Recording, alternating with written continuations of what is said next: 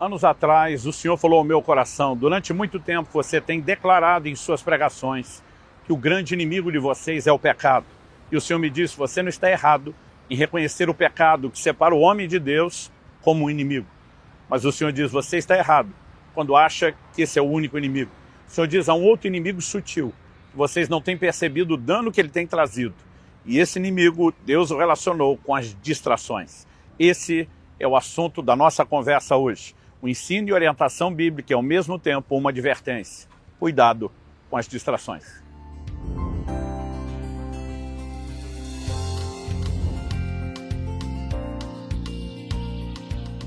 Estou hoje em Niterói, Rio de Janeiro, na Praia de São Francisco, passando para trazer mais uma palavra ao seu coração.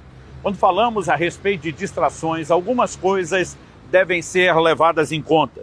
A primeira delas, o próprio ensino de Jesus. No Evangelho de Lucas, no capítulo 14, nós temos a informação de que o Senhor Jesus estava numa casa e a palavra de Deus nos mostra que eles estavam reunidos à mesa. E o texto sagrado diz, Lucas capítulo 14, verso 15, ao ouvir tais palavras, um dos que estavam à mesa com Jesus lhe disse: bem-aventurado aquele que participar do banquete no reino de Deus. Então eles estão à mesa, estão falando do reino de Deus. Esse homem mescla o banquete com o reino e fala: bem-aventurado o que participar do banquete no reino. O texto diz: Jesus, porém, respondeu: certo homem deu uma grande ceia e convidou muitos. A hora da ceia enviou seu servo para avisar aos convidados: venham, porque tudo já está preparado. Mas todos eles, um por um, começaram a apresentar desculpas. O primeiro disse: comprei um campo e preciso ir vê-lo, peço que me desculpe. Outro disse: comprei 5 juntas de bois e vou experimentá-las, peço que me desculpe. E outro disse: casei-me, por isso não posso ir.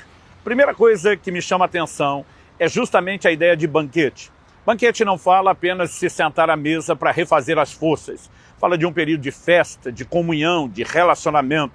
Normalmente os convidados eram pessoas não apenas que aquele que convidava queria honrar, mas desfrutar da companhia delas. Não se sentava num banquete para comer rapidamente e correr para outra atividade. Ele era a valorização do relacionamento. E eu e você precisamos entender que Deus nos criou para o relacionamento. O Salmo 25:14 diz que a intimidade do Senhor é para aqueles que o temem, aos quais Ele dará a conhecer a sua aliança. Quando olhamos para o jardim do Éden e o desenho da criação de Deus, vemos que Deus visitava o primeiro casal diariamente. Eu gosto de brincar que ele não respeitou nem a lua de mel do primeiro casal. Ele estava dizendo: eu quero ser parte da vida de vocês todos os dias. Ou seja, Deus sempre buscou relacionamento. E eu e você precisamos entender que mesmo quando Adão peca, a pergunta que Deus faz, Adão se esconde com vergonha de Deus, a pergunta que Deus faz não é: o que é que você fez? A pergunta de Deus é: aonde você está? Em outras palavras, é como se Deus estivesse dizendo: o problema não é tanto aquilo que você fez, mas para onde aquilo que você fez te levou para longe de mim. Traduzindo, eu perdi você, eu quero você de volta.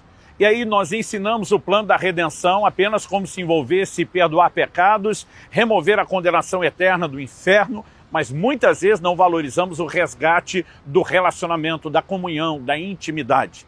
Precisamos entender que a salvação não é mero resgate da condenação eterna.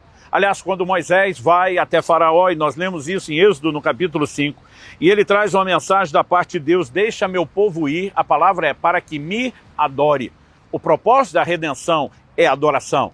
Aliás, nós vemos que Zacarias, o pai de João Batista, cheio do Espírito Santo, profetiza dizendo: para que libertos das mãos dos nossos inimigos, o adorássemos em santidade e justiça todos os nossos dias. O propósito da libertação que Deus produz é nos conduzir à adoração, não porque Deus precise dela.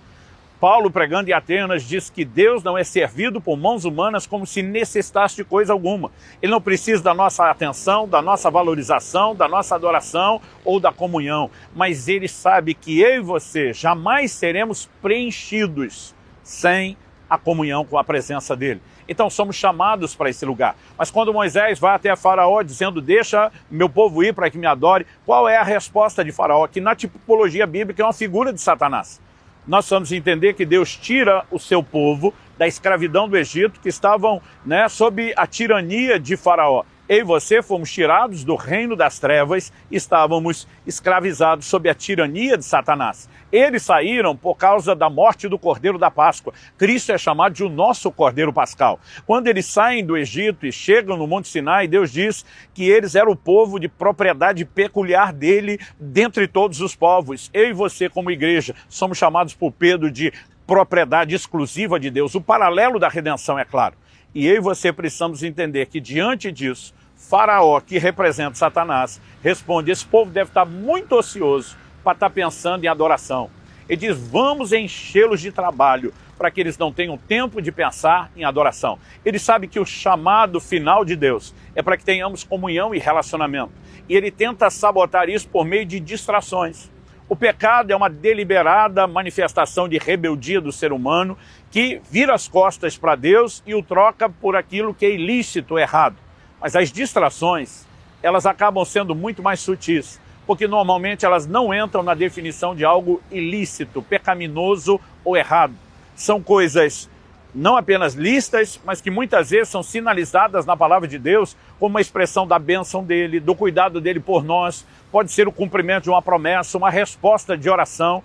E aí Jesus menciona 3 desculpas foram dadas. O primeiro diz: comprei um campo, preciso ir vê-lo. Está falando da aquisição de uma propriedade. Nenhum de nós hoje trataria a aquisição de uma propriedade como algo ruim. A maioria diria bênção de Deus, resposta de oração, cumprimento de promessa.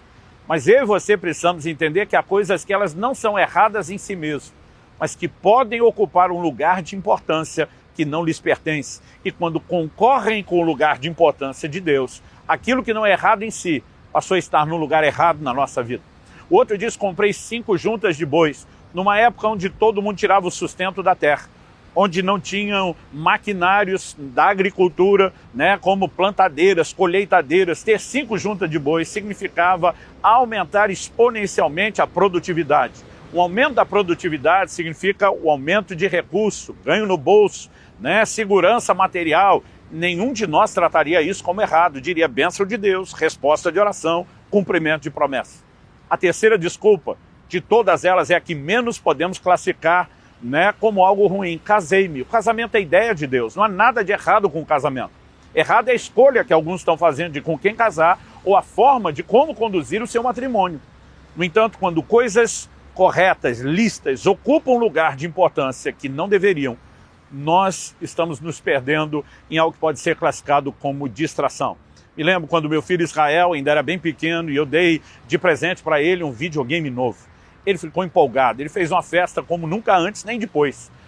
Ele celebrava, ele corria pela casa gritando, ele se jogava no chão, simulava estar tendo uma convulsão, que ele dizia que era convulsão de alegria. Ele me segurava assim, com as mãos no rosto, nas bochechas, dizia: você é o melhor pai do mundo. E aí saía a correr, simular a convulsão de novo. Ele fez festa.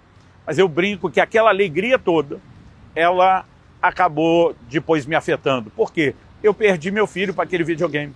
A partir daquele momento, quando eu chegava em casa, era difícil conseguir a atenção dele, poder brincar com ele, celebrar o nosso reencontro, porque ele estava distraído e o tempo todo só dizia: peraí, pai, peraí, só vou passar de fase.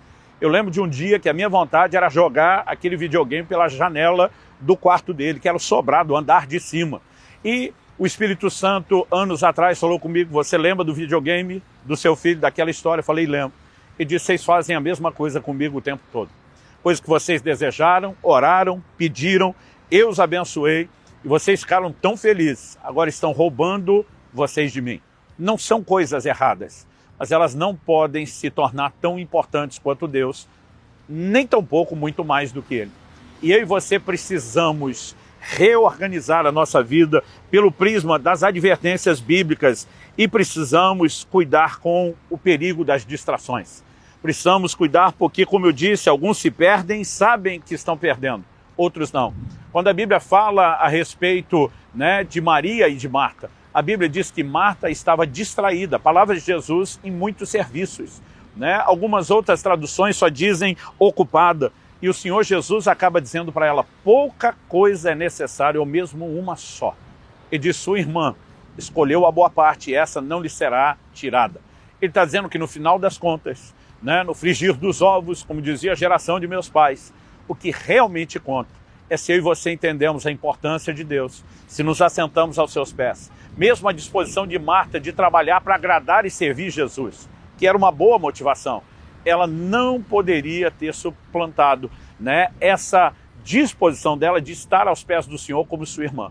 E o problema de quem não frequenta mais esse lugar é que normalmente ele quer tirar os outros de lá. O problema dos distraídos é que eles acham que quem tem foco está errado. E eu e você precisamos não apenas ter o cuidado de que não aconteça conosco, mas saber que quando isso nos envolve pode ser contagioso e a gente pode também prejudicar outras pessoas.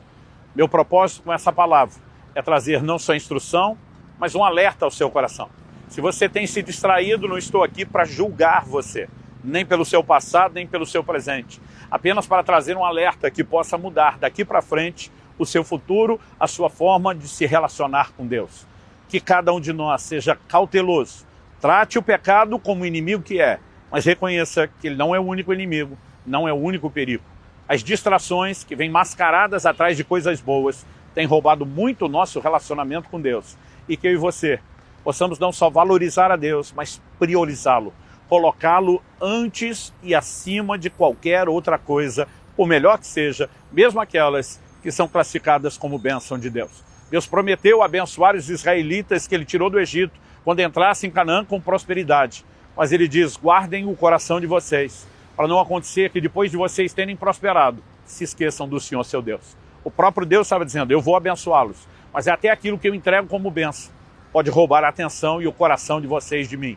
E Deus está dizendo, eu até quero abençoá-los, mas não quero perdê-los. E eu preciso adverti-los. A medida para isso não é não nos abençoar, é sempre nos aleitar. E a nossa responsabilidade corresponder com Ele. Que Deus nos ajude a viver longe das distrações.